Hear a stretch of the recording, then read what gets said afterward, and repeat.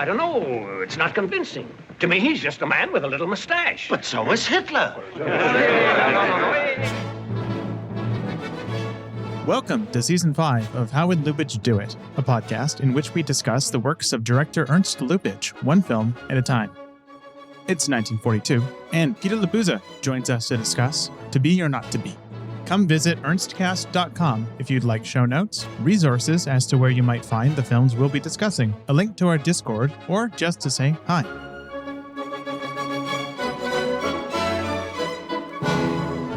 Welcome back, everyone, to our second episode on To Be or Not to Be. It's one of the films where there's truly too much for 1, 2, or even 3 episodes. We could make a whole season on this film, but I'm going to stop myself and say welcome, Peter Labuza, back to the show. Happy to be here. Not my second rodeo, even. We have so much to get into. We're going to talk about the history behind the film, cast, the visuals, all that fun stuff. But first, the most fun question of all. You were one of the first guests I approached for this podcast, and you were the first to emphatically go, okay, I'll do the early German stuff, but I want To Be or Not to Be. This is a question that I think is very understandable because it's a film that both of us deeply love. What about To Be or Not to Be speaks to you? What was your entree into the film, and what about it separates it from all other cinema for you? Yeah, I'm sure the listeners who went back and listened to every one of the German history episodes, which are very good, and you should definitely check those out. And Meyer from Berlin crew.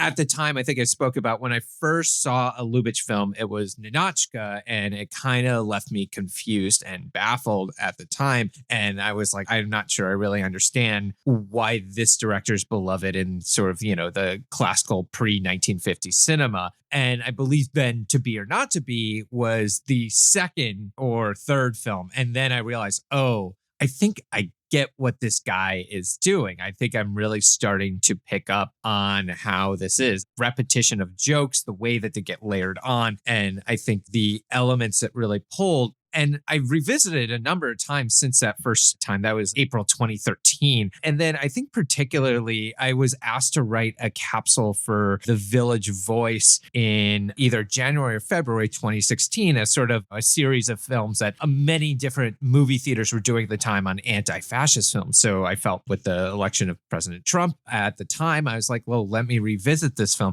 And I think it totally got something. And maybe it was something about the political atmosphere at the time that I'm certain we'll get into that really centered this movie as an all-time great for me. It was on my Sight and Sound list that I submitted in 2022 because it's one of the greatest political satires, commentaries ever made. And I think it's just salaciously funny. It's full of romps and sex. And really, I think at the heart of it, it finds a way to build out humanity in a way that's unexpected, right? This is a comedy where the Nazis characters are not these supreme evil beings, but to use the words of the film, they're hams, right? They are idiots, buffoons, bureaucrats. They're just as ineffective as everyone else, and they will follow orders to a T, including jumping out of a plane without a parachute just because someone told them to. And I think all those elements just build into this idea of this defiant pathos that's built into this film that's made at a very, very crucial time in 1941 and released in 1942. All that takes so many of the ideas of what I've come to learn about Ernst Lubitsch and love in his films, all the way from the early German silent films through his pre-code era. And I think it takes all this energy and puts it in this unique box that I don't think there's any other director in all the war films made in the 1940s that captures this in the same way and really captures that defiant energy of leading against fascism that I think you just got to stand up and cheer at some point. Even though it's not a film that's designed for you to stand up at a patriotic speech, there's not a single patriotic speech in this movie, but it has the energy of that built into this sense of we can defeat these rules and worlds. I know Clooney Brown, which you'll get into another episode, does that too in a very different way, but I feel like this is the one that just really gets into the center of it. It is interesting. I've not only watched the film on my own, but had the pleasure of introducing it to multiple classes of first-year film students. And it is remarkable that by the end of the film, seeing a bunch of 19, 20-year-olds have a perfect 50-50 split every time between cheering and being abjectly not horrified, but just, can you show this? You know, when the man in the little mustache tells the two guys to jump out of the plane at the end, and they follow. Yes, mein Führer. Jump. Heil Hitler! Heil Hitler! Two very obliging fellows. The film peels like an onion, where the first time you watch it, you're shocked at how edgy it is. You go, how is this ever made at any time period, much less 1942?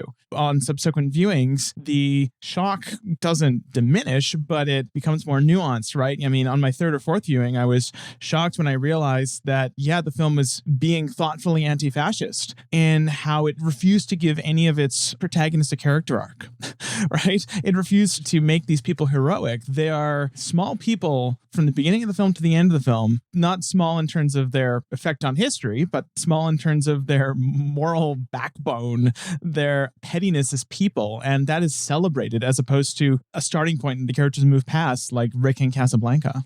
Absolutely. I think it really kind of gets to the center. And I totally forgot one of the last images that we see in the film is the Warsaw Resistance fighting back and blowing up a train station, right? And it's this moment that right where Jack Benny's character suggests we've had the effect on keeping them alive in the way that we needed to, right? That's the biggest physical obstacle in this film that needs to do, right? Is just keeping people alive. I think part of what Lubitsch saw and understood in making a war film like this was that kind of gets in the center. We need the humor. Why do we need to be so serious about this when we can get a laugh? These human intuitions that nobody can escape. That's kind of the core of this film in some way. You even see it in a character like Professor Zelensky, who has no interest necessarily in doing the war stuff that he needs to do because he has an opportunity with Carol Lombard. All these people show their human foibles. And I think that gets to the core of what this movie wants to show is that it's impossible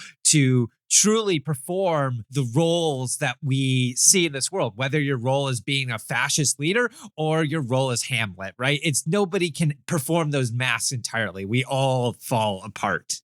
Yeah, and the film deliberately chooses to tear itself apart at certain points for the sake of both narrative economy and incredibly sophisticated meta narrative structure. It's remarkable. This is a really, really interesting film politically in terms of comedy history, but it's also a fascinating film in terms of independent production, which we spoke a little bit when I came on the episode sort of covering the history of early Hollywood. I think this is a good chance to really get into because this was a unique film for United Artists at the time and would actually kind of stagnate their entire 1940s history, leading up to the infamous transfer of power from Mary Pickford and Charlie Chaplin to Arthur Krem and Robert Benjamin that became the United Artists that we know of the 50s, 60s, and 70s. This film is released in 1942, but its history really goes back a few years. Really, I think there was a sense within all the major players of wanting to become really independent from the studios. This part I'm pulling from Emily Carman's amazing book, Independent Stardom, which if you haven't read, you should absolutely look at. We think about this era where the stars would often describe themselves as slaves to the studios because they would be stuck on these 7-year contracts. But many of the top stars of the era, particularly Carol Lombard, were not on these major studio contracts. They often were negotiating from studio to studio to star in their own films, to choose costume designers, often the director of photography, because they cared about how they were shot. For someone with like Carol Lombard, she had her own publicity manager who managed her publicity totally outside of what the studios wanted to create for her. And of course, she chose her own roles. And that was obviously a huge part of this. And one of the biggest things that they tried to pull off was Carol Lombard, Ernst Lubitsch, William Powell, and Lombard's agent at the time, Myron Selznick, in 1936 tried to form something called the Lubitsch Company. And it was going to be a completely independent production in a way where they were going to act as production partners and they would not take a single dollar in upfront salary. They were just going to go for profit sharing model, which, you know, someone like Lombard had a lot of power and often got 5-10% of net profit, something small, but, you know, notable. She really believed in this thing. And, you know, she would talk to the press about wanting to become an independent producer and talk about the contracts that she got with studios all the time. That was part of her publicity campaign. And in fact, what she told the press about the Lubitsch Company was, quote, "We'll be in partnership with our producer. If any one of us falls down, the job will fall down on us too." The sense of really having a stake and an ownership in the production was really, really critical. it never worked out for various reasons. It didn't go funding. Myron Selznick was getting old at the time. So Lombard just kind of goes back. She ends up before this film on a 4-year contract with RKO that includes some interesting films. Mr. and Mrs. Smith, obviously being, I think, the most famous, the Hitchcock film that she does. Are you a fan of it? I don't know if you've seen it. You know what? I still haven't watched it. It's a Hitchcock film I've been putting off for years, mostly because I've been told by everyone I've asked it's not as good as you would hope, but I should. I quite like it for Lombard's performance in the film. I find it quite compelling. You start to see some of the physical comedy that she brings to something like Nothing Sacred as well, and My Man Godfrey. The other film that she does on the contract I know is a drama called They Knew What They Wanted, which is sort of like an immigrant drama that's kind of interesting. I think after those 4 films is when she does To Be or Not to Be. And then, of course, it becomes her final film. The history of this film in particular, as far as I know, began with the collaboration that governed Lubitsch's previous film, which was his independent collaboration with Saul Lesser. And that had fallen through by the time this was made, and Lubitsch had moved on to working with Alexander Korda. Yes.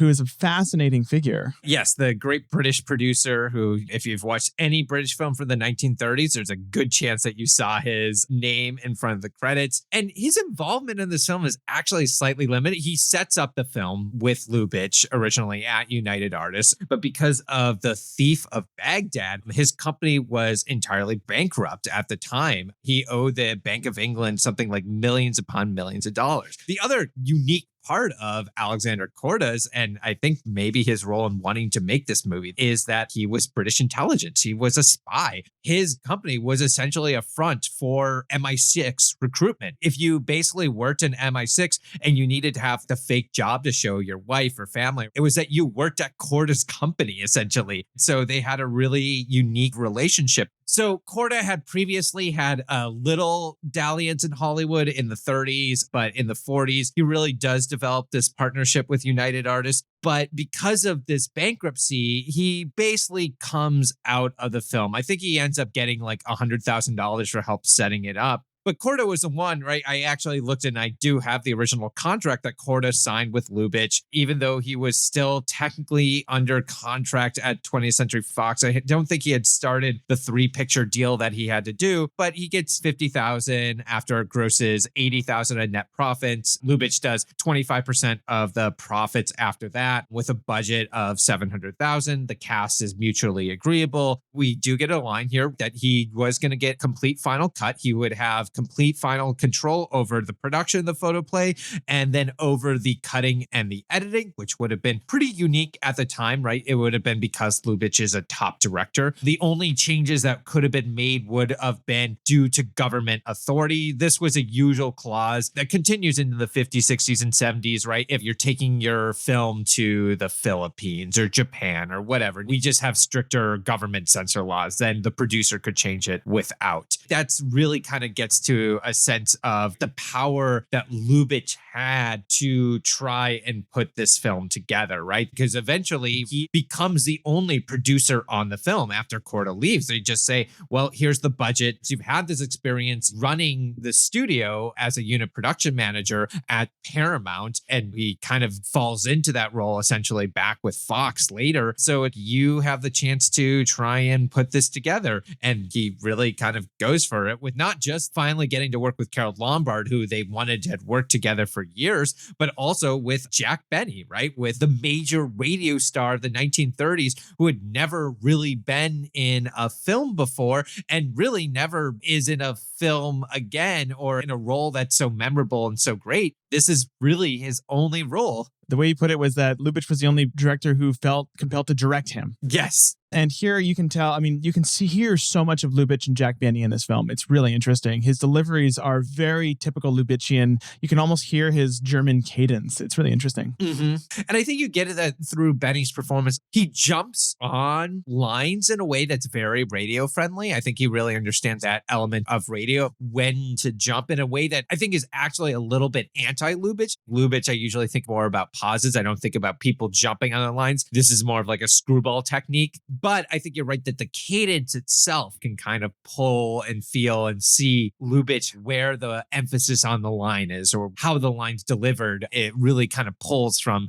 that Lubitsch experience of working with actors. I've been trying to nail this down for the past year because I can't help but hear it in everything from Benny in this to Jeanette MacDonald in her films to like Felix Bressart, where there's a melodic patter, a set of words that you wouldn't think should be given emphasis are given emphasis in a slightly melodic way. Like even the way that Benny says, My Fuhrer, it is my duty to advise you to leave immediately. and just the way he says that, I hear a decade of Lubitsch talkie performances in that line in a way that sounds nothing like anything else Jack Benny has said in his whole life. I find that really interesting. I feel like Benny, in part of the roles that I've seen him in radio and particularly his television later, I think he knows how to play to the audience in so many ways. And I think this is the rare time where we see him playing to the people in the room. And of course, this is a film all about playing to audiences, and maybe that's what makes Benny so good in this. He's often playing for an audience of one, whether it's concentration camp Ehrenhart or it is Professor Zelensky. I mean, even when at the beginning of the film, the funniest thing Benny does in the film is when he comes back into the dressing room after the first to be or not to be monologue, when Robert Stack's character leaves in it, the way that he slogs his body into the room, those slow steps, it could be one of two things. It could be that he's truly devastated, or this is my chance to perform for my wife and make her love me again. It kind of has a double element. But he walked out on me. Oh, maybe he didn't feel well. Maybe he had to leave. Maybe he had a sudden heart attack. I hope so. If he stayed, he might have died. Maybe he's dead already. Oh, darling, you're so comforting.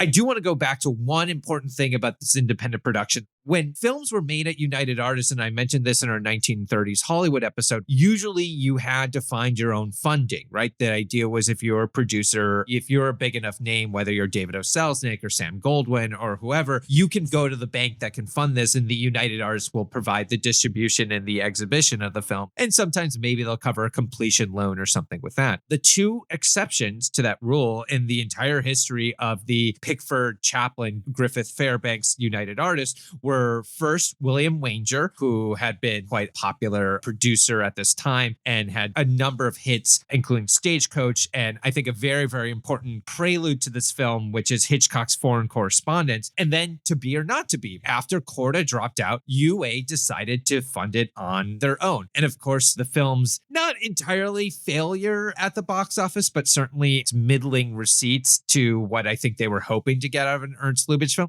basically stopped them from ever doing that again. That was the thing, that we can't waste our own money on this stuff. We have to go back to bank financing, which will eventually be the thing that kills United Artists in the late 40s, is not that ability to put their own money into funding films and thus be able to share more of the profits. And that will be the thing in the 50s under the new management that totally radically transforms independent production from that point on, is them being that we will finance our own independent producers and films. So this was an early prototype attempt to do that. And because it just wasn't the box office success at the time that they hoped it was, it just put that whole idea on ice for many years to come. Yeah, and Lubitsch is already committed to his contract with Fox, and he would remain there for the rest of his career. Yeah. Although I will say, actually, Jack Benny forms a production company with United Artists coming out of this film to produce films. I think for a 5-picture deal, he has to find his own funding, though some funds from the profits of To Be or Not to Be, which apparently there were some, were going to go into this independent production corp.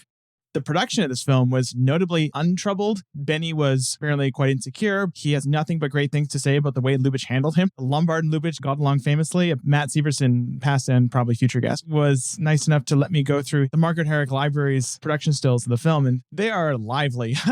There's way more candid shots than I'm used to seeing in these archives, and everyone's laughing at all times. It's very fun. It was in the post-production that the film started to run into some problems. First, you had the title. The studio executives did not like the title To Be or Not to Be. They thought it was promising a drama. And so Lubitsch, in a bit of irregular warfare, pitched the title The Censor Forbids, which is plainly designed to be an unusable title, and then dragooned Lombard and Benny into sending angry telegrams saying, how dare you studio executives go with this new title? I'm off the project, right? And Benny saying he wouldn't promote it on his radio show, that sort of thing. And then obviously Lubitsch won that fight. And then you had the famous line, what he did to Shakespeare, we are doing now to Poe Poland. Lubitsch's insistence on having Final Cut paid off because literally everyone else involved confronted him after the film's first test screening, told him, we cannot release the film with this, and Lubitsch stuck his ground. Yeah, absolutely. It's hard to imagine it with the title, The Censor Forbids. It sounds like a much, much different film. I imagine the studio's worry was we need to get away from an arty title, right? Anything that references Shakespeare that also isn't a Shakespeare play would have been seen as a danger and a worry at the time. Obviously, the bigger issue is the war environment in this, and right when To Be or Not to Be is being produced is at the exact moment that the heads of the Hollywood studios are in front of the Foreign Relations Senate Committee testifying to whether or not they are making propaganda. So just as a brief history lesson, there were many, many questions surrounding the influence of film in the United States going back to the 1920s, but especially in the 1930s once talkies came around. And particularly the major worry is Hollywood controlled by these Jewish immigrants who have this particular perspective they want. And the big question was, particularly after Confession of a Nazi Spy by Warner Brothers in 1938, is are they making films that are forcing the United States into World War II, which at a time there was a strong isolationist perspective, even by most of the major parties, not to mention the white nationalist parties run by like Charles Lindbergh, the American Nazi Party. But many of the senators felt that Hollywood films at the time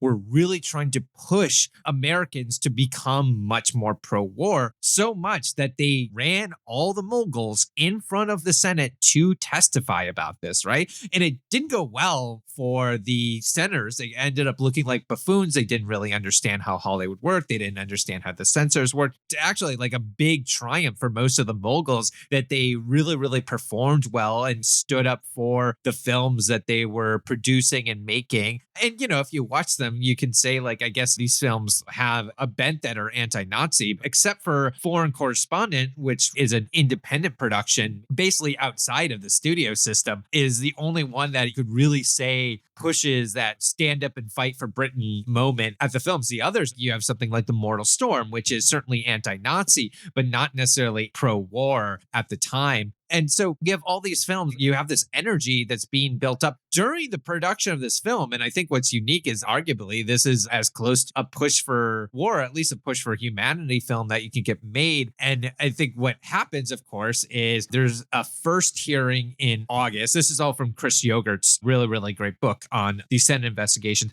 And then there's a second one that's set up for, I believe, December 9th, 1941. And so by December 8th, after when FDR gives a speech and the Senate votes unanimously to declare war on Japan, they decide that it is no longer necessary to have this element come out. But there is an interesting corollary that does set up that To Be or Not to Be fits in this unique, tiny moment of Hollywood history. It goes through the production code, mostly skirts by. I think there was questions about not making fun of dictators, but Charlie Chaplin's The Great Dictator in 1940 had basically made sure that that was fine. There were some questions of just making sure there's not too much gruesomeness and to get rid of a close-up after the character Professor Zelensky is shot. But what really develops out of the moment that war is declared is the Office of War Information, right? This sort of censor on top of censor that's basically going to review every Hollywood script and make sure that it has enough American patriotism in it. It's going to have these elements. OWI obviously sets up the newsreel gathering service that is run by Frank Capra that would include directors like John Ford, William Wyler, John Huston, Mark Harris's fantastic book on those 5 directors who go and shoot the war. George Stevens is the other one, is phenomenal. I cannot recommend Mark's book enough. But To Be or Not to Be is still more or less finished before OWI ever looks at it. But there is a meeting at Berkeley. It's called a Writers' Congress. It's the Hollywood Writers' Mobilization Inaugural Congress, and it's held at UC Berkeley in 1943. And one of the most cited films at this Congress when they're discussing issues with the OWI is To Be or Not to Be. And they look at it because it doesn't take the world of the Nazis seriously enough. It is not a realistic film. It is too ridiculous. It belittles the enemy, which they see as a problem. The problem is that the enemy is not this great giant danger, but all these comedians. And so it becomes this kind of key film for those working in the OWI who are working with the screenwriters in Hollywood to not make a film like this again, to make these serious, hardcore dramas about the war that really, really kind of get into the core that the Nazis have to be villains and they have to be as evil as possible. And so To Be or Not to Be is this sort of last gasp of a film that could try and actually think about what fascism really is and looks like in a way that was actually, even for as satirical and crazy as a film, a much more open and honest approach. A common question posed, usually rhetorically, in writing about To Be or Not to Be is, why was this film controversial, but The Great Dictator got away with it? And I think that question cuts in both directions, right? Obviously, the film as a text is different, as we're discussing, and we have discussed. But I also think the moving target that is what is acceptable in Hollywood changed so much in the year and a half since The Great Dictator, right? Especially with the fact that The Great Dictator creates a fictional Ruritanian nation to be set in. You don't have Adolf Hitler, you have a cartoonish, strikingly similar dictator who is not Adolf Hitler. That does help. But the fact that it was made in 1940, I think, is the key, right? Whereas upon writing the script to Be or Not to Be, America was not in the war. You could still create the film, and if Pearl Harbor had not happened and America's entrance to the war had been delayed by 6 months, the film might have been released to much less turmoil, and also would not have been so subject to the ire of that censorship board, which wouldn't have existed. The fact that Pearl Harbor occurred between the film's production and the film's release put it in an unwinnable position. Absolutely. Great Dictator was controversial in a lot of the production elements leading up to it. I think it had a long fight with the Production Code Administration and Joseph Breen. But then the film's success was the thing that basically shut up all the critics at the time. Oh, it did well in this city or that city. It did well in the coast and maybe not so much in middle America. But right, that it was this film that could point to, this is not the right thing to be, quote unquote, serving Americans at this time, right? This is not the thing to be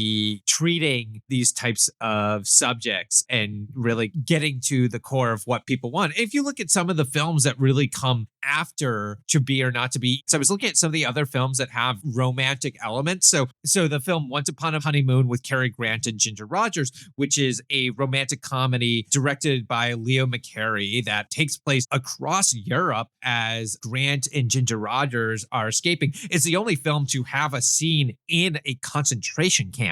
Very openly depict characters who are what we might refer to as Orthodox Jewish, which is a very, very startling film. It's a much weirder film. It's a much more janky. It's so fascinating, and I recommend people check it out. If you listen to my old podcast, The Cinephiliacs, I had a really good conversation with the critic Fernando F. Croce about it. It's a film that's sort of always at bat between its political elements covering the war and then this romantic element. And the other film I was thinking also of is Dorothy Arsner's First Come Courage, which is a thriller, but has this romance between the two main characters in it. And I think one of the things that I noticed is that some of the films that take place once the OWI come in is that there's always this conflict between the romance in the film and the war plot. And there needs to be some meeting where ultimately the romance has to be subsided, or the characters have to choose that at least before you can come to a resolution of both. The war must always take place first. Tender Comrades,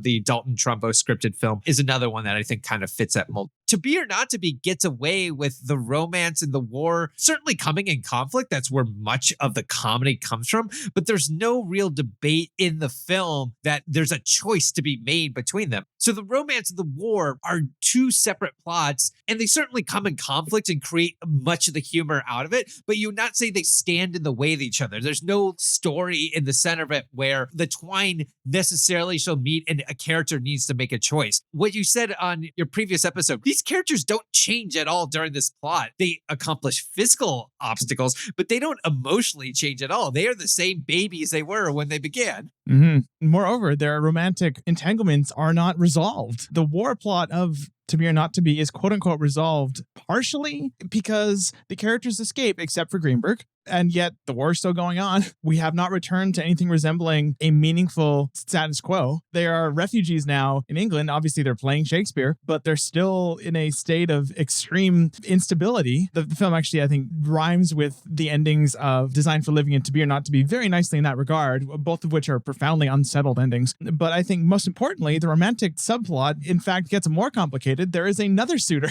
It is revealed that young Robert Stack is just the next in line. And that Maria Tura has had suitors in the past, likely will in the future, and that's just the way she is. Wait, that's Robert Stack at the end, is it not? No, well, Robert Stack is in the end being shocked at another young pilot getting up. Wait, hold on. I'm looking it over. Well, watch the shot after. You see Robert Stack? Oh my God. I never knew that. Oh, Yep. I totally missed that when I've seen this film 5 times. I totally missed that. Oh my goodness. Okay, sorry, you can go back, but I'm shocked. Okay, genius. It is genius. So yeah, you got the ending where Robert Stack is in the audience gazing up at Jack Benny. You're expecting Robert Stack to get up, but no, there's another suitor behind him who gets up to carry on what is sure to be a very fun affair with Maria Tura. This is interesting on a few counts. The first is the one you were talking about, which is that characters don't grow or change, but I also think this is shocking in the context of this is the height of the motion picture production code. This is a film where it is a common received wisdom that the ending of Casablanca could not have been a mystery to Ingrid Bergman, even though she said later she didn't know, because it forbade her running off from her husband. But you got this film coming out a year earlier, where the film literally ends with Carole Lombard screwing another pilot in what is surely to be another very fancy bomber. It's incredible on so many levels. I think that's part of what Lubitsch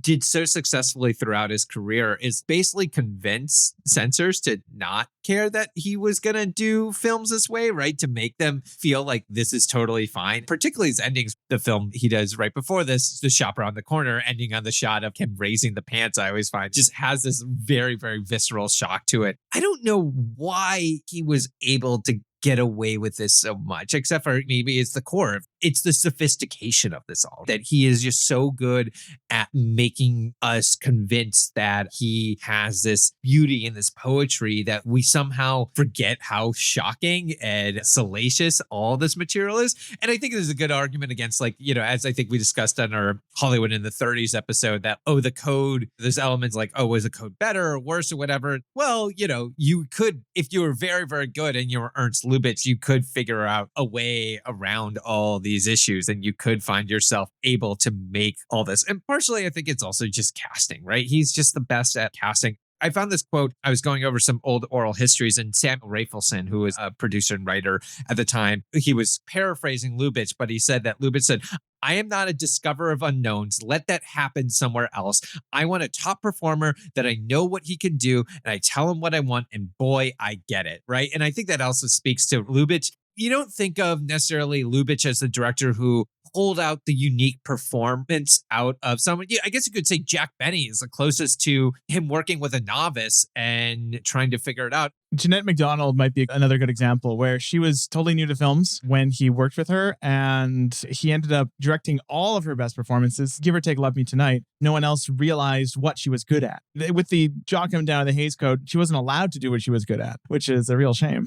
Absolutely. And I think it speaks to the center where Lubitsch, he wants to work with people that he knows are professionals and will listen to him. There's a story where Robert Stack on this film, it's an interesting kind of performance because Stack had kind of played these good boy Americans, but the role that people would have known him for is, of course, his role as the stepson in The Mortal Storm, right? Where he plays the son of the professor who becomes a Nazi. He becomes a Nazi who, in the final amazing sequence of the film, begins to question the ideology that has destroyed and ruined his entire family. But he is known as the person who falls into the Aryan ideology at the time and destroys everything that once dearly cared for him. And so I think it's interesting to Lubitsch to kind of flip that and turn him, even though his character is Polish, as you discussed in your previous episode, he has such an American boy, patriotic do-gooderism to him. And even in his sexual pursuit of Carole Lombard, he seems like he's such a good boy as he's doing it. He's like a parody of that, right? Where he presents as a good boy. He's this incredibly emphatic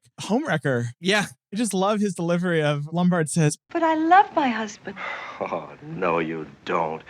and he's just so sure of himself. It's interesting to think of the film as in who's the hero? Who would be the hero in the more conventional version of this film? And it would probably be him, the young, dashing, roguish pilot. And yet he is no smarter or more guileful than Maria and Joseph. If anything, he's a bit sillier, just in his own complimentary way. And he's also stuck in bed for 3/4 of the movie. It feels like Lubitsch went, okay, how can I take this character and just completely tear him down? I love the way that Lubitsch plays with plot in this film on a few places where he just elides things. But there's this amazing moment where Carol Lombard's rushing back to the apartment looking because she's afraid because Jack Benny's about to show up as Professor Zelensky to concentration camp Earnhardt when they know the real Zelensky has died. So she's trying to catch him before he goes. And she runs in the apartment. It's one shot and it's just Robert Stack sitting there with a bag of ice on his mouth. It's like we never saw the punch. We don't know what happened, but we can just pull it off and insinuate exactly what happened. It's such a throwaway shot. You could have probably skipped it in the plot, but it's just so funny. There's another plot elision that I thought was really, really interesting just rewatching this. I've noticed it a couple of times. When Robert Stack first tries to go to the bookstore, it almost gets caught and runs away. And then it fades out and fades back in. And we see Carol Lombard going to the bookstore. Oh, yes. And we never get that sequence where they meet, they discuss things, right? The next time we see Robert Stack, he's already inside the bed. He's in Jack's slippers. What ill wind blew you into my slippers? Exactly, right? And it's just this amazing way that he fills in all this detail around the world, around the plot, things that in another movie would have had to spend 15 minutes trying to explain. And he's like, no, we can just skip. The audience is smart enough. The audience will understand and interpret it all. And so offhanded, that tearful reunion scene where it's like, oh my God, you're alive. You know, you can imagine the straightforward version of the film having to include that scene in the same way that we also don't see their affair in the bomber, right? We've been trained to expect that these climactic, no pun intended, moments will be included, but they're elided instead. I think it's interesting, and maybe it gets to the core of this film, is this is a Lubitsch film where the romance is not the most important plot, right? It's still there. It's still what's driving our interest in watching this film, but it's not the thing that's actually keeping us interested. It's not actually the major questions that we have as we watch it. I think we're actually much more interested in how is Carol Lombard going to get out of Professor Zelensky's office in the Hotel Europe that's being run by the Nazis. I think we actually are genuinely interested in how are these characters going to escape? How are they going to help the underground? And though we are delighted by the romantic elements, it's not what is driving the plot. And I'd have to go through another Lubitsch film to really understand that. You just go back to Shop Around the Corner. I'd have to go watch it again just to make sure. But I would say our driving questions are much more about the romance between Margaret Sullivan and Jimmy Stewart than necessarily the fate of the shop. Now, their romance is tied up in the fate of the shop, but I think there's something about how this film just plays the romance just underneath and doesn't necessarily tie the character's resolution to that romance to the war plot. It is a secondary thing that exists. And again, I think it speaks to that humanity that Lubitsch is trying to create. It's not that we have to subsume what we care about to fight this war. It's that they can exist, coincide with each other. And that's what makes us human. The romantic plot is used as an ironic kind of reverse echo of the war in multiple ways. The kind of humiliation of Joseph Tura lines up perfectly with the start of the war without warning. They invaded without warning. Maria, have you heard? Yes, it's war. It seems impossible. It's incredible. Does the audience know yet? No, I have to make an announcement. It's a conspiracy. That's what it is, a foul conspiracy. It's worse than that. It's a crime. You're absolutely right. Walking out on me for the second time. Man alive, what are you Don't talking you about? understand? It's war. It's war. Throughout, you have Tura, his petty motivations of going on an incredibly dangerous, selfless spy mission, essentially because he wants to catch Robert Stack, is mirrored against the equally frivolous but evil motives of the not even Nazi leaders, but the Nazi functionaries. Concentration camp Earhart, he's a middleman, a functionary who is mostly there because he is a boor who hasn't the wherewithal to ascend to a higher rank in this rather boorish organization. And so his motivations are equally base. He's mostly just there to exercise what little power he has because he's an egotist just like Tura. And so you have these disturbing rhymes that the film uses to make us feel profoundly uncomfortable. Yeah, I think it goes to, there's so much in this film, as you spoke about in your previous episode, there are large parts of this film that are not funny at all. And the way that it transitions between those and breaks those up can be quite intense in how they're felt. And I think because Lubitsch still uses those elements of repetition in those sequences, comes to the core of what he's trying to do. So after the Nazis invade Poland, you first get, of course, the repetition of the signs being destroyed. All of these shops that have these very Polish names that we were kind of laughing at before because they're all so similar and so unpronounceable. And now we feel sad because we've seen what's destroyed. And then, of course, you have the two actors, particularly Felix Broussard as Greenberg. Now, instead of spears, they're holding shovels as they snow with Nazis raiding in the background. And this is the second time we get his amazing Shylock speech, which I won't go too much into the elements of Jewish identity because it was just so well covered in the previous episode. But I think that element of pulling these repetitions of comedy, but now pulling them for drama is kind of what's beautifully done in this film, is that he can find those things that were comedic once and turn them into horrors the second time, but then also back into comedy a third time. You could say the sequence when we meet Professor Zelensky has some comedy in it, but I would say it's not particularly comedic. I'm trying to remember the first joke we get after all this. I have a time code. Benny brings with him the comedy again when he sees Robert Stack in his bed. And that's the first real joke we get for like 20 minutes. I think it's 21 minutes. Funny enough, it ramps up, right? We only really return to the comedy when Benny starts playing dress up. That's really the moment when we get full-throated. And then the film's comedy climaxes when he finally meets the real Earhart. Weirdly enough, the profoundly unsettling thing about that to me is that the film's comedy climaxes when we finally meet the mass murderer. Earhart is introduced with him signing death warrants. Did you arrest him? Why not? You have no proof? Well, that's a fine excuse. Arrest him too. Whenever in doubt, arrest him. How many times do I have to tell you, arrest him? Hey, Hitler! And it's the funniest scene in the movie. It's really terrifying. I mean, it gets to this core of this absolutely ridiculous comedic character throughout this film. Because we first see Earhart's, the film makes note of it that when we see all these signs throughout Warsaw, that they all have his name on it. They're all Colonel Earhart. They're building up this character as this force that has this control to kill anyone he wants in this city. And of course, he's probably the dumbest character in the film. The running joke in the film is he keeps having to yell at his assistant Schultz for getting them in situations that, of course, he is the one who's created. Yes, why don't we look over people before we shoot them? I'm sorry, Colonel, but you signed the order of execution yourself. Oh, well, I sign so many every day. And he is unable to ever be the person who can see entirely outside of his own self. And of course, as I think Joseph Tura says, when he says, so they call me concentration camp Earhart, he says, I thought that's how you would react. You know what they call you? Concentration camp Earhart. Oh, they do they? So they call me concentration camp Earhart.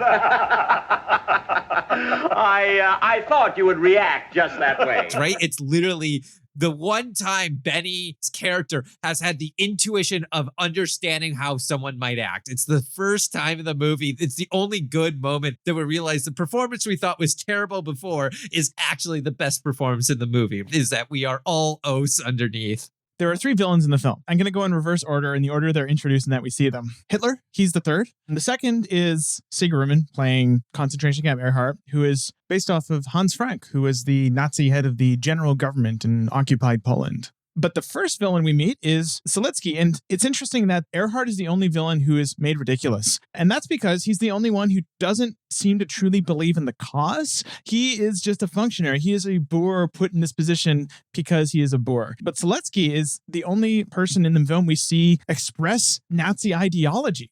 And the film treats him really seriously. I think this is best evidence in his death scene. You have the typical thing this film does where you see the fake version first. You see the fake concentration camp Earhart pretend to die. Long live Poland!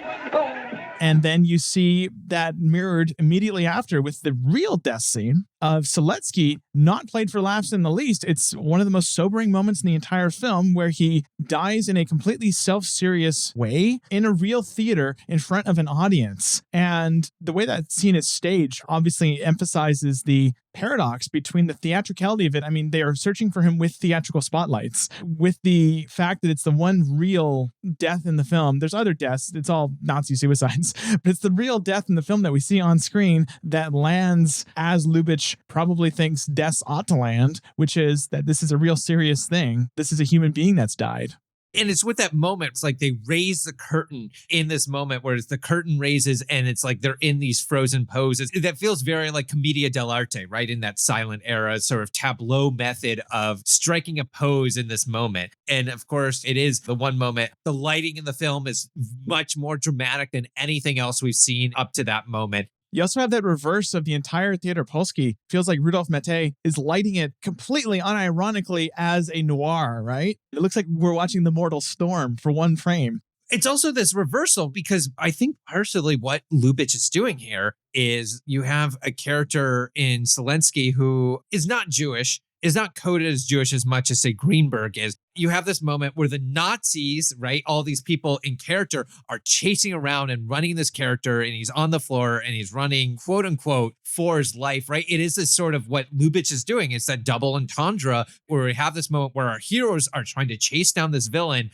but what we really have are Nazis trying to chase down an old man. That feels very The Mortal Storm. It feels like it's a weird satirical flip on The Mortal Storm. I don't mean satire in the non-comedic way, right? Where you're having this moment of what it's like to be hunted down by the Nazis. Yeah, I mean, in this moment, we're cheering on a bunch of guys in Nazi uniforms chasing down someone who looks like a regular civilian. It's truly, I keep using the word unsettling, but this film, there's so many moments that actually make me feel kind of sick to my stomach. Right. It's only because it's so comedic and so human that it can make you sick. I'm not going to say that I don't feel that way about something like The Mortal Storm, which is just an amazing film, Frank Borzegi's film. It's one of the all-time great creeping dread films. I'm just thinking about some of the other war melodramas this time. There's a romantic caper film called They Met in Bombay. I believe that's Cary Grant in that one, which is just okay. Mrs. Miniver, which is the big William Wyler three-hanky drama that's seen as kind of the great propaganda piece out of British middle-class life, which is, it's actually quite good, but you can feel your hearts being pulled in one way or the other. And even the Hitchcocks of this time, Saboteur and Forward Correspondence, the characters are their chess pieces being moved around for the fun in that experience. This is the film that has the most characters who actually genuinely have foibles in a way that feels relatable and unique and that we can see and feel these characters. Zelensky, mostly what he cares about is getting back to this chance to have this romantic character. The only thing that he tells Carol Lombert's character about why you should come join the Nazi party is, well, look at this. We've got caviar. The only thing that you have to go on is the fact that, well, we're winning at the moment. Isn't that enough for you? Don't you want to live in this comfort that we have? We understand him as a foibled human being. So I think his death registers in that way. And I think so much of the darkness of the film that is there registers because we understand these as people first. And that's what's so good. Part of what I like about Zelensky is that he's evidence that Lubitsch did his homework when it comes to actually understanding Nazi ideology, because as has been, recounted endlessly at this point by various scholars, the central tenet of fascism, but especially Nazism, is the idea of victory for victory's sake, power for power's sake. So when he says we're winning, isn't that enough?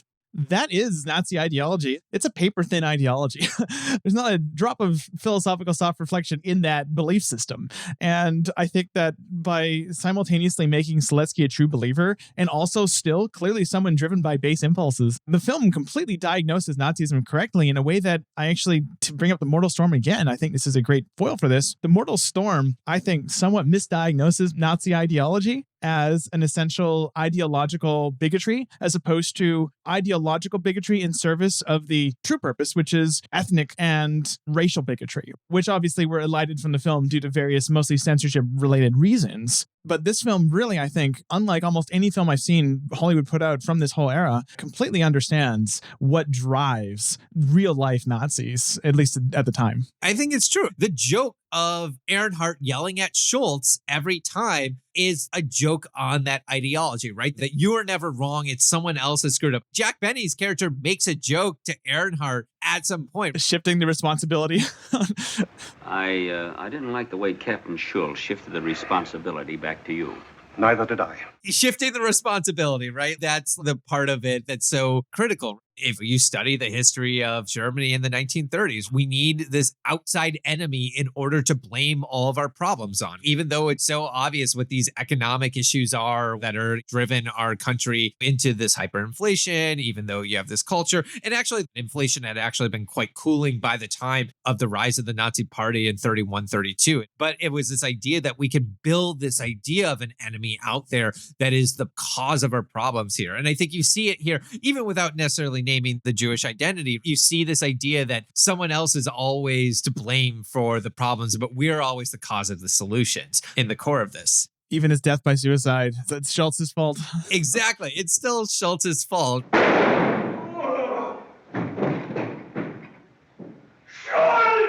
I do want to turn a little bit just because I don't think we've talked about Carole Lombard enough. And I want to talk about Carole Lombard. Carole Lombard's such a fascinating actress to me because one, she's like possibly the most gorgeous actress in the history of early Hollywood. She's almost always lit like a silent star beauty. And yet she's best known for comedy.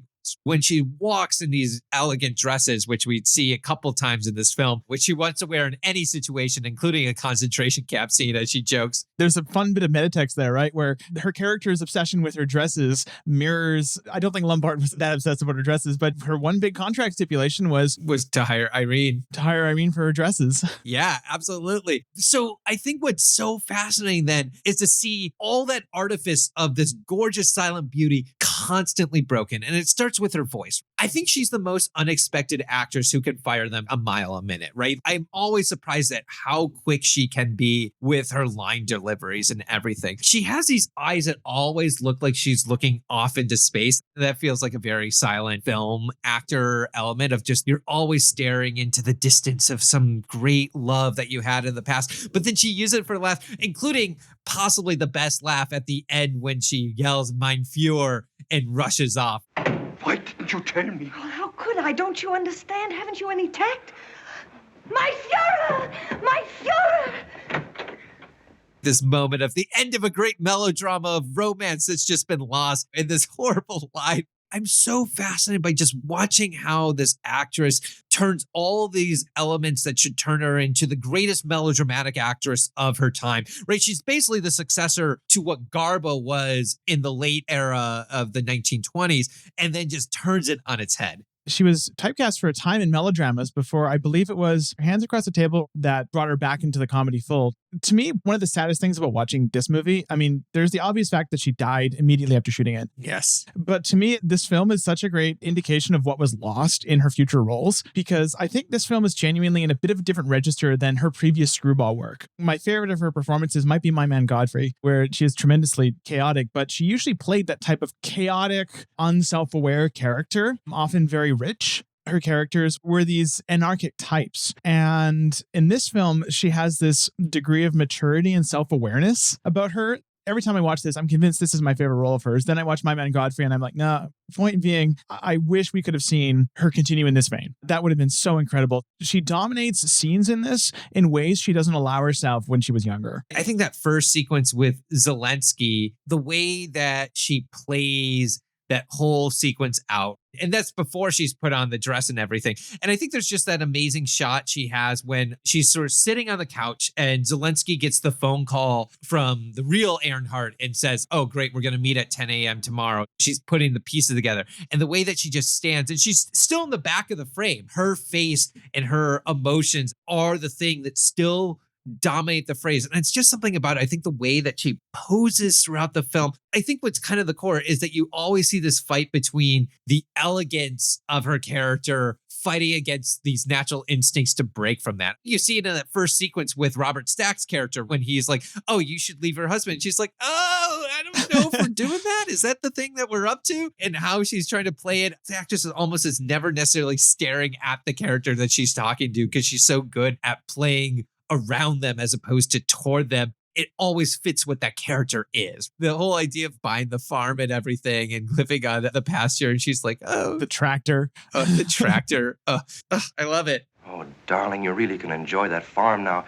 You won't have to use that plow anymore. I'll buy you a tractor. I'll build a swimming pool for your goldfish. I mean, that's another thing that I always find fascinating with regards to that scene. That scene is echoed so clearly later when concentration camp Earhart makes an almost identical offer, right? It's like, we'll be very happy. I'll give you 3 eggs a week. Leave your husband, I can make life worth living for you. I can give you extra butter rations. I'll give you 3 eggs a week. That's one parallel I've never been sure what to make of between the presumptuousness of the Robert Stack character and the equivalent but darker presumptuousness ruthlessness of Earhart. Fascism built itself up on this idea that we were going to build different types of human beings. And I think, as you said, with The Mortal Storm, where you see the Robert Stack character in that film corrupted so much that he loses all of his humanity in becoming a Nazi, that he becomes this character who's unrecognizable to his family. And only in that last moments of the film does he start to try and pull that back. And in this film, we realize this is an ideology that brutally kills people, but it's not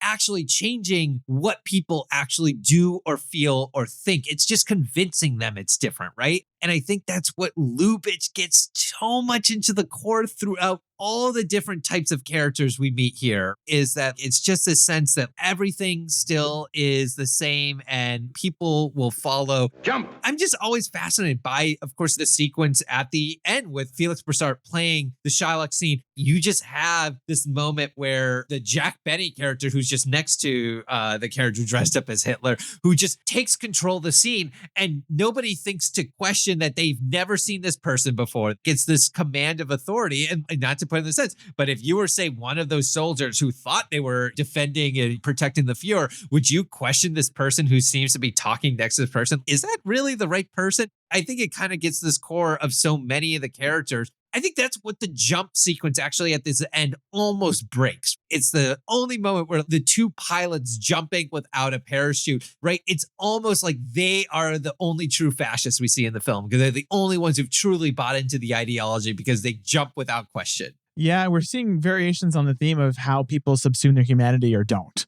Concentration camp Earhart is his true self. He just doesn't seem to care one way or another the ideology that he's working with. He just loves his power and gets a kick out of killing people and loves pushing his subordinates around. He's not self-aware in the least to Seletsky, who sees himself a true believer, but still governed by his base impulses, whether he realizes it or not. And then you have the two pilots who are clearly brainwashed and true believers, as you say, at least in that moment. And Hitler himself, who is not really given the dignity of character. He's beneath contempt in the film, rightfully so. I think it's uncontroversial to say that Adolf Hitler is beneath contempt. The film doesn't give him the benefit of a fully fleshed out character. And I think we see it at the beginning of the film, where it's the debate over the characters playing Hitler when they're trying to put on the fascist play and everything, and the debate the director is having with the characters playing Hitler. It's like, you're not playing him right. You're not playing him enough evil. They point, it's like, you need to play it more like that photo that's hanging on the wall. That's a photo of me. That picture. That's what he should look like. But that picture was taken of me. And the picture's wrong, too. There's a sense of the image of Hitler, who I think Lubitsch rightly never shows us beyond the back of his head, right? I think that actually is a very, very smart decision that he makes in this film. But there's a sense that the Nazis should be this one type of evil. And the more and more we learn that they aren't this type of evil, they still have these flaws. Actually, in a worse film, we would say, oh, this film is humanizing fascism. But this film isn't doing that. It's really pulling out this totally different thread. You know, among other pernicious things that persist, one of the most pernicious myths about Nazi Germany was that it was an efficient, well-oiled machine, that they brought order from the chaos of the Weimar Republic. That is a very common myth held even among many people who are against Nazism. And that very myth gives them far too much credit. We're two people who have read a history book, but if one reads any history book about the Third Reich, it was a profoundly chaotic government system, often run by petty rivalries and governed by whim and fiat. It was tremendously inefficient, in fact. And this idea that you had the way the Nazis presented themselves to the world, which was endless streams of identical goose stepping, it's triumph of the will. And you had the reality, which was that was all show. That was entirely a front put on to perpetuate this idea of uniformity and overcoming one's baser humanity. And this film doesn't play by those rules. This film doesn't meet them on their turf. And you know who actually does perform with a sense of collaboration and unique, not maybe uniformity, but is the theater troupe. Their collaborations throughout the film is the thing that works. They have to work as a group often in order to build and save characters in different ways. I always think of the amazing moment, right, when they have Professor Zelensky in the theater, which he thinks is the Gestapo headquarters. Benny is the one obviously performing, but then he keeps stepping into the theater and he's met in these great shots. Lubitsch films the group together. And obviously it's one character saying, quick, let's do this. But it's this way of the group making that decision together, including the bad decision where he says, all right, you're going to take him back to the Hotel Europe and you're going to shoot him. And Jack Benny goes, wait, but how do I get out? It's kind of this amazing, humorous moment. It's when Benny thinks individualistically because he's interested in his own vainness about his own performance ability and his wife's relationship with Robert Stack, that he becomes interested in something that is outside the group. But it's often about the group working together. Most of their schemes are a group. It's actually whenever Benny steps out of that he gets in the foible. So there's that one. And of course, when he goes to perform as Zelensky the second time in front of concentration camp Earhart with the double, which is an amazing sequence that we should probably talk The about. whole beard swapping, yeah. Yeah. And he's about to get out of it, but he is ultimately instead saved by the group. The group comes in and works together. And it's because of their group power that they're able to defeat the organization of isolationism that fascism represents and their power structures. Well, I find it interesting that scene does kind of mix it up a little, right? Because you have Tura, through his own carelessness and through his own failures to act in the previous scene, is in a tight spot. They think they've caught him. They found the real Seletsky, and he gets out of it on his own. And he's actually about to essentially resolve all the film's central conflicts. And then the group comes in an attempt to rescue him, which negates his previous. So it's almost like his own actions are rendered redundant with the group. And then they're in a new conflict that they all have to work together, finally synchronized to get out of. So the film pitches this individualistic act by Tura to save the day, negated by, and at the end of the day, these are a group of bumbling actors. They're not professional spies, although who is? They muddle their way through just barely. It's absolutely fascinating.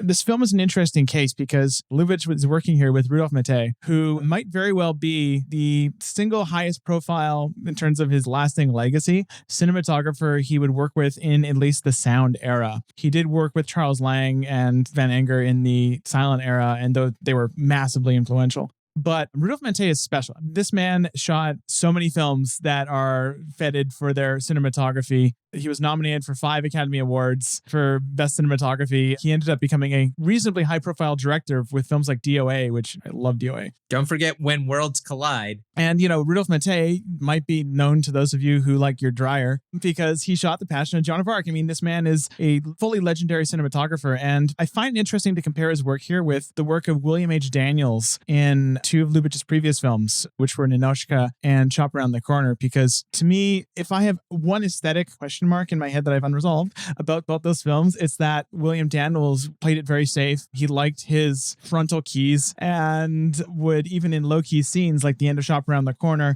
would still have conventionally placed key lights, assuring a central exposure. Now, Rudolph Mate is no Greg Toland. He's not gonna light an entire scene keyed with a candlelight. But throughout this film, the tonal play that Mate does is, I think, among the most visually striking in the entire Lubitsch canon. Taking us from the straight up comedy lighting in scenes like first 20 minutes in Carole Lombard's makeup room. That is fully high key, 3-point comedy lighting. It is as down the middle as one can get. Maybe a little higher contrast than like Ninochka, but it's in that vein. And by the time we get to the scene with the real concentration camp Earhart, with Sig Rumen, he is keying both actors from below. He is providing very little in the way of fill light. When we get to the big theater chase scene with the real Seletsky, that is mostly keyed with a spotlight, and there are shots in that where our faces are completely underexposed, and this is 40s film stock, so there's fill. There has to be fill. But a lot of shots are lit by a single significant source with very, very little in the way of apparent fill. The interior of the theater that Hitler enters is lit incredibly starkly. You also have the exterior shots with Robert Stack running away from the Nazis mixed with what may or may not be stock footage, I don't know,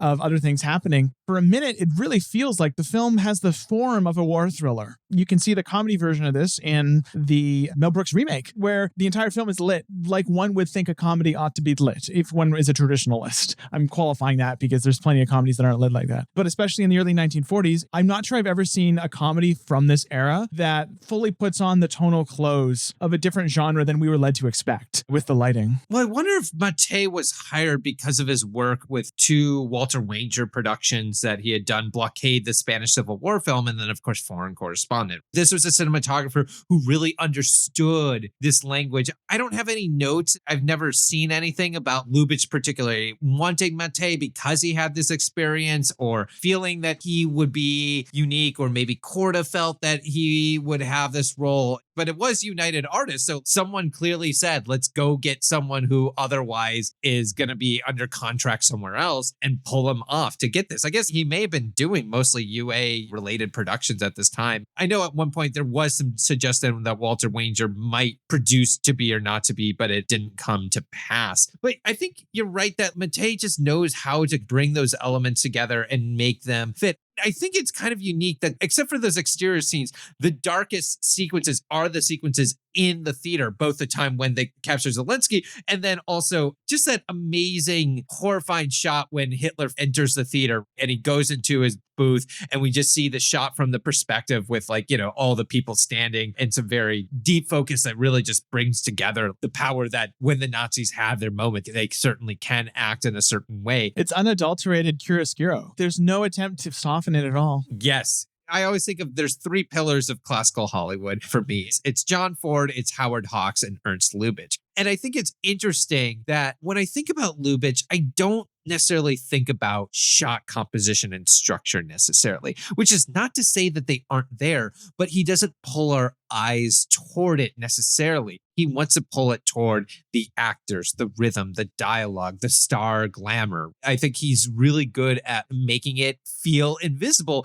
which is not to say that it's not there. It wasn't really, really well thought out, but it's often in this way that we don't necessarily expect it to be. It just goes to so much of the experience of, I think, what Mate and Lubitsch are doing. And I think there's actually quite a few sequences where it starts in darkness and then we'll return to that sequence and it will have a little more light. I was just looking at the first meeting with Professor Zelensky with Carol Lombard, where it's not funny and it's actually quite low key lit. There's just a couple of lamps. But I think when she comes back in the dress, I'd have to really, really study it closely. But it looks like it's much, much brighter in that room. Now that we're in this more gamesmanship comedy sequence, right, that she's going to start to play, the lighting kind of jumps up in this way. It's very, very subtle, right? But it's just pulling us into this new register. And I think you can see that with Earnhardt. The first time when it's meeting, it's a little more intense in the lighting. It's a little more low-key. And then the second time is when we've got the first Carol Lombard visiting. Now it's day and it's very bright.